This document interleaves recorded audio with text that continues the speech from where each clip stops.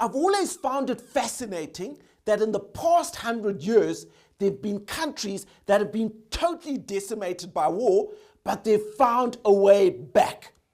Take a country like Rwanda. It was obliterated by genocide starting in 1994, but it's now one of the fastest growing, technologically savvy, and promising economies in the world. Or Germany and Japan that were bombed to ruins during the Second World War. In Japan's case, this included having 2 nuclear weapons dropped on them.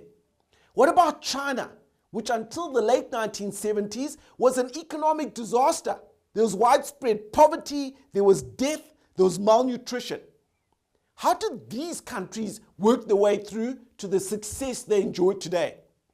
How has Rwanda built itself from such a tragedy, whereas we know a number of African countries that hold great promise, but they've faltered? In my view, part of the answer is the discipline that the leaders and the people of these successful countries have been able to apply to rebuild their nations.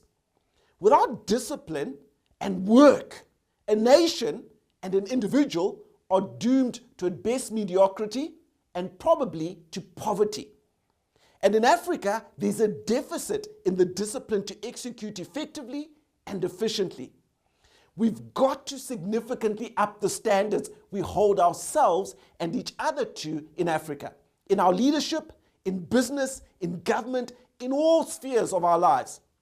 Even in countries like the UK, France, America, countries that pride themselves as beacons of freedom and independence, there's a strong underlying fabric of societal discipline.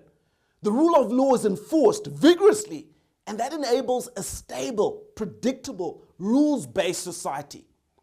Countries can't be developed, companies can't be built, individuals can't grow without this critical quality. And ultimately, discipline determines your level of success as a country, a company, or as an individual.